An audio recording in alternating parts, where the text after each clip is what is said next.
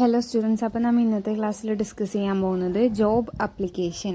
ഒരു ജോബിൻ്റെ അപ്ലിക്കേഷൻ നമുക്ക് എങ്ങനെ തയ്യാറാക്കാനായിട്ട് പറ്റും. Job application and resume. അപ്പോൾ നമുക്ക് ജോബ് അപ്ലിക്കേഷൻ എങ്ങനെ തയ്യാറാക്കാം, അല്ലെങ്കിൽ ജോബ് അപ്ലിക്കേഷൻ്റെ ഫോർമാറ്റ് എന്താണെന്ന് നോക്കാം. ഫോർമാറ്റ് പഠിച്ചു വെക്കുകയാണെങ്കിൽ നമുക്ക് ഏത് ജോബ് അപ്ലിക്കേഷൻ ക്വസ്റ്റ്യൻ പേപ്പറിൽ വന്നാലും ആൻസർ ചെയ്യാനായിട്ട് പറ്റും. കാരണം ക്വസ്റ്റ്യൻ പേപ്പറിൽ ഓൾറെഡി ഏത് പോസ്റ്റിലേക്കാണ് നമ്മൾ ഈ ജോബ് അപ്ലിക്കേഷൻ അയക്കുന്നത് എന്നുള്ള എല്ലാ വക ഡീറ്റെയിൽസും ക്വസ്റ്റ്യൻ പേപ്പറിൽ തന്നെ ഉണ്ടായിരിക്കും. അപ്പോൾ നമ്മൾ ജസ്റ്റ് ഒരു ഫോർമാറ്റ് പഠിച്ചു വെക്കുകയാണെങ്കിൽ ഏത് പോസ്റ്റിലേക്കാണ് അയക്കേണ്ടതെന്നുള്ള കാര്യം മാത്രം അവിടെ ചേഞ്ച് ആക്കിയാൽ മതിയായിരിക്കും. അപ്പോൾ ഏറ്റവും സിമ്പിളായിട്ടുള്ള ഫോർമാറ്റാണ് ഇപ്പോൾ ഞാനിവിടെ കൊടുത്തിട്ടുള്ളത്. ആദ്യം തന്നെ ടു അഡ്രസ്സാണ് വെക്കേണ്ടത്. നമ്മൾ ആർക്കാണോ അയക്കുന്നത് അയാളുടെ അഡ്രസ്സാണ് ആദ്യം വെക്കേണ്ടത്. ടു എന്ന് വെക്കുക. അതിനുശേഷം മാനേജറോ HR എന്തോ ആയിക്കോട്ടെ. അപ്പോൾ ആ ഒരു പോസ്റ്റ് നമ്മൾ ആർക്കാണോ അയക്കുന്നത് എന്നുള്ള പോസ്റ്റ് വെക്കുക, കമ്പനിയുടെ പേര് വെക്കുക, കമ്പനിയുടെ അഡ്രസ്സ് വെക്കുക. അതിന് തൊട്ട് താഴെയായിട്ട് ഡേറ്റും വെക്കുക. നമ്മൾ ഏത് ഡേറ്റിലാണ് ഈ ജോബ് അപ്ലിക്കേഷൻ അയക്കുന്നത് എന്നുള്ള ഡേറ്റാണ് അവിടെ വെക്കേണ്ടത്. അത് കഴിഞ്ഞതിന് ശേഷം സബ്ജക്റ്റ്, അതായത് നമ്മൾ ഏത് പോസ്റ്റിലോട്ടാണ് നമ്മൾ ഈ ജോബ് അപ്ലിക്കേഷനായിട്ട് അയക്കുന്നത്. സെയിൽസ് ആണെങ്കിൽ sales application for the post of sales assistant, അല്ലെങ്കിൽ അക്കൗണ്ടൻറ്റ്, ടീച്ചർ, എന്താണോ നമ്മുടെ പോസ്റ്റ് ആ പോസ്റ്റിൻ്റെ പേര് അവിടെ എഴുതുക എന്നുള്ളതാണ് ആ സബ്ജക്റ്റിലുള്ള application for the post of. എന്നിട്ട് നമ്മുടെ ക്വസ്റ്റ്യൻ പേപ്പറിലുള്ള പോസ്റ്റ് ഏതാണോ ആ പോസ്റ്റാണ് അവിടെ ജോബ് ടൈറ്റിലായിട്ട് എഴുതി വെക്കേണ്ടത്. ബ്രാക്കറ്റിലൊന്നും എഴുതണ്ട, ജസ്റ്റ് അതിൻ്റെ നേരെ അങ്ങനെ എഴുതിപ്പോയാൽ മാത്രം മതി. ദെൻ അത് കഴിഞ്ഞതിന് ശേഷം റെസ്പെക്റ്റഡ് സർ അല്ലെങ്കിൽ റെസ്പെക്റ്റഡ് മാഡം, നമ്മുടെ മാനേജർ ഏതാണോ ജെൻഡർ അതനുസരിച്ച് നമുക്ക് റെസ്പെക്റ്റഡ് സർ മാഡം ഒക്കെ യൂസ് ചെയ്യാനായിട്ട് പറ്റും. ദെൻ ഐ ആം എന്ന് പറഞ്ഞുകൊണ്ട് നമ്മുടെ പേരാണ് അവിടെ എഴുതേണ്ടത്. ബ്രാക്കറ്റിലല്ല, ജസ്റ്റ് നമ്മുടെ പേര് എഴുതുക. ഐ ആം ആൽവിൻ പോൾ അല്ലെങ്കിൽ ഐ ആം നമ്മുടെ പേര് എഴുതുക. Then full stop.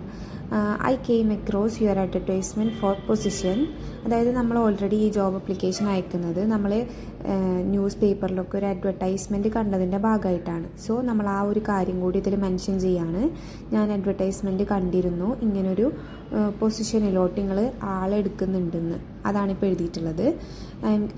I came across your advertisement for the position of job title. ആ ജോബ് ടൈറ്റിൽ എന്ന് പറയുന്നിടത്ത് നമ്മൾ ഏത് പോസ്റ്റിലോട്ടാണോ അപ്ലൈ ചെയ്യുന്നത്, നേരത്തെ സബ്ജക്റ്റിൽ എഴുതിയില്ലേ ഒരു ജോബ് ടൈറ്റിൽ, അതേ ജോബ് ടൈറ്റിൽ തന്നെ ഇവിടെ എഴുതുക.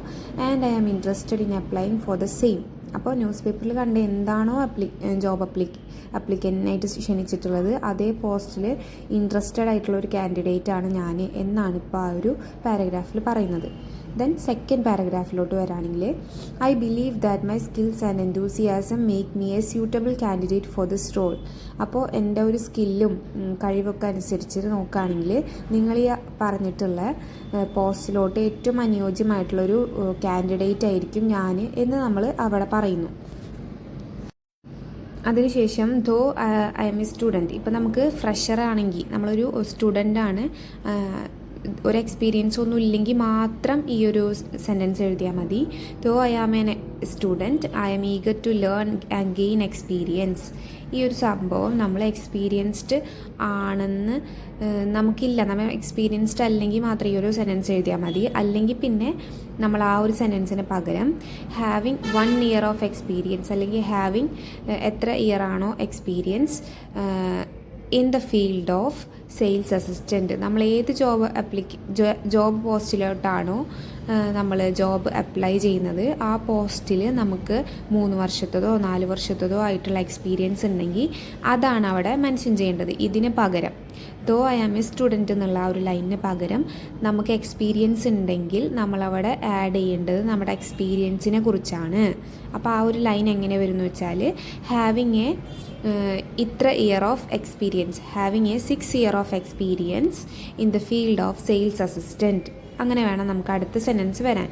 ഐ അഷ്യൂർ യു, ഞാൻ നിങ്ങൾക്ക് ഉറപ്പ് തരുന്നു, that I will work sincerely, ഞാൻ ഉറപ്പായിട്ടും സത്യസന്ധമായിട്ട് വർക്ക് ചെയ്യും. Do my best to fill responsibilities assign to me, എനിക്ക് നിയമിച്ചു തരുന്ന എല്ലാ റെസ്പോൺസിബിലിറ്റീസും ഞാൻ നേരായ നേരത്തൊക്കെ കറക്റ്റ് ഓൺ ടൈമിന് റെഡിയാക്കിയിട്ട് ഞാൻ തരും എന്നുള്ള കാര്യം കൂടി അവിടെ നമ്മൾ അഷ്യൂർ ചെയ്യാണ്.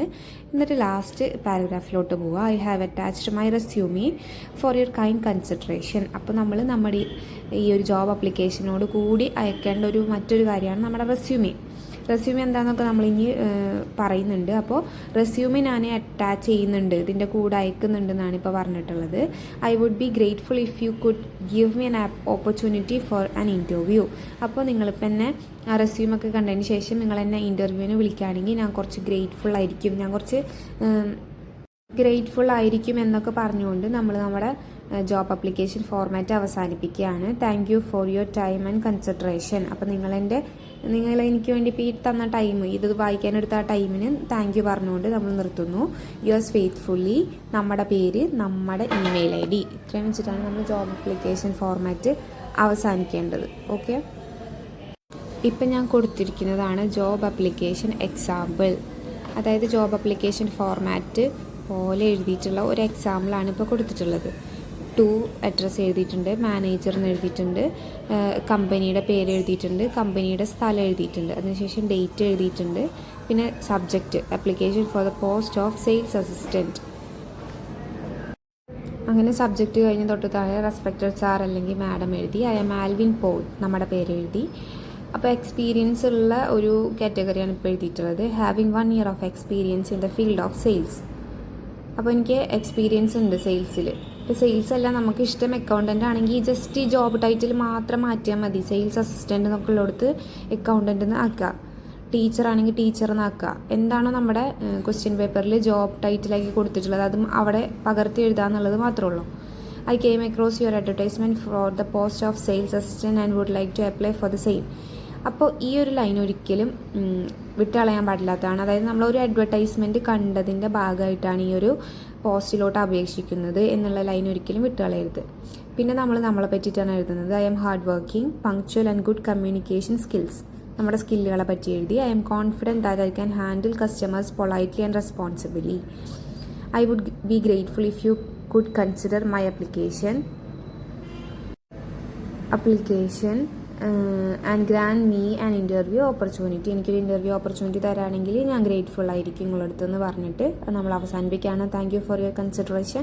Yours faithfully, Alvin Paul. സ്വന്തം നമ്പർ കൊടുക്കുക, പിന്നെ നമ്മുടെ ഇമെയിൽ ID കൊടുത്തുകൊണ്ട് നമ്മുടെ ജോബ് ആപ്ലിക്കേഷൻ എക്സാമ്പിൾ ഇവിടെ കഴിയുകയാണ്. അപ്പോൾ ഇത്രയും ഉണ്ടായിരിക്കുള്ളൂ ജോബ് ആപ്ലിക്കേഷൻ എക്സാമ്പിൾ.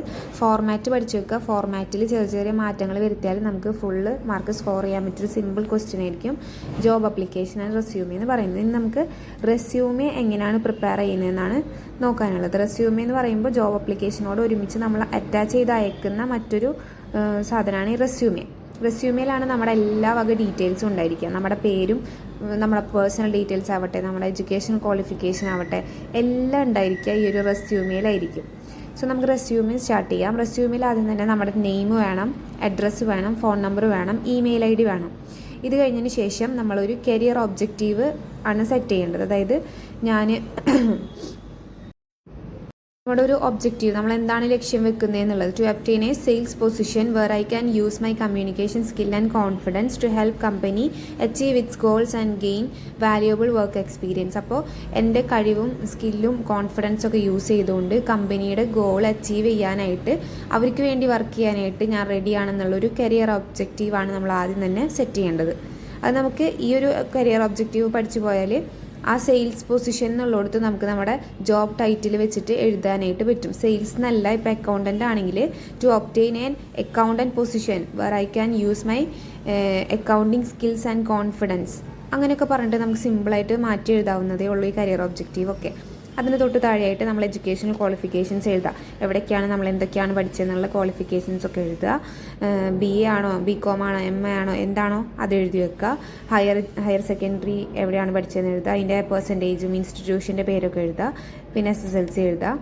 അത് കഴിഞ്ഞതിന് ശേഷം ഇനി ഇതൊന്നല്ല, നമുക്ക് വേറെ മറ്റെന്തെങ്കിലും ക്വാളിഫിക്കേഷൻസ് ഉണ്ടെങ്കിൽ അതും അവിടെ എഴുതി വെക്കാനായിട്ട് സാധിക്കും. നമ്മൾ ഓൾറെഡി വേറെ ചെറിയ കോഴ്സൊക്കെ ചെയ്തിട്ടുണ്ടെങ്കിൽ അതൊക്കെ നമുക്ക് എഡ്യൂക്കേഷൻ ക്വാളിഫിക്കേഷൻ്റെ സൈഡിൽ എഴുതി വെക്കാനായിട്ട് സാധിക്കും. ദെൻ സ്കിൽസ്, നമുക്ക് എന്തൊക്കെയാണ് സ്കിൽസ് ഉള്ളതെന്നാണ് പറയുന്നത്. Good communication and interpersonal skills, നമുക്ക് കമ്മ്യൂണിക്കേഷൻ സ്കില്ല് നന്നായിട്ടുണ്ട്. ബേസിക് കമ്പ്യൂട്ടർ നോളജ്, ബേസിക് ആയിട്ടുള്ള കമ്പ്യൂട്ടർ നോളജ് ഉണ്ട്. MS വേർഡ് ഓഫീസും ഇമെയിലൊക്കെ ഹാൻഡിൽ ചെയ്യാനും മറ്റു കാര്യങ്ങൾക്കൊക്കെ നമുക്ക് അറിയാവുന്നതാണ്. നമുക്ക് എക്സൽ ഷീറ്റ് ഉണ്ടാക്കാനും അങ്ങനെ ബേസിക് ആയിട്ടുള്ള കമ്പ്യൂട്ടർ നോളജ് ഉണ്ടെന്ന് നമ്മൾ പറയുന്നു. Then fast learner and hard work.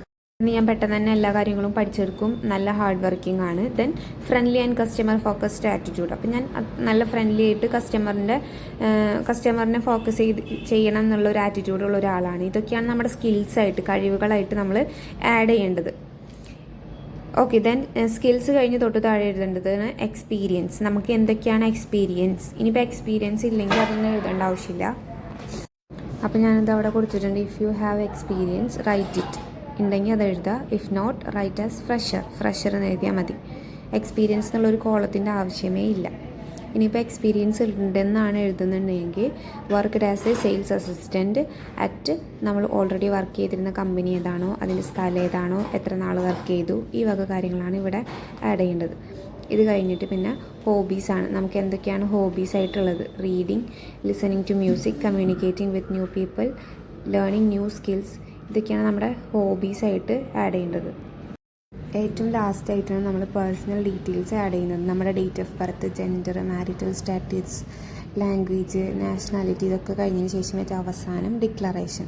നമ്മൾ തന്നെയാണ് ഈ ഒരു റെസ്യൂമെയും ഈ ജോബ് അപ്ലിക്കേഷനൊക്കെ അയക്കുന്നതെന്നുള്ള ഒരു ഡിക്ലറേഷനോട് കൂടിയിട്ട് നമ്മളെ റെസ്യൂമെ നമ്മൾ അവസാനിപ്പിക്കുകയാണ്. I hereby declare. ഇതെല്ലാ റെസ്യൂമയിലും ഇതേ സംഭവം തന്നെ എഴുതിയാൽ മതി. ഏത് പോസ്റ്റ് ആണെങ്കിലും ഇതേ ഡിക്ലറേഷൻ തന്നെ നമുക്ക് യൂസ് ചെയ്യാനായിട്ട് പറ്റും. ദെൻ അതിനുശേഷം പ്ലേസ്, ഡേറ്റ്, പിന്നെ നമ്മുടെ സിഗ്നേച്ചർ, ഇതോട് കൂടിയിട്ട് റെസ്യൂമെ അവസാനിക്കുകയാണ്.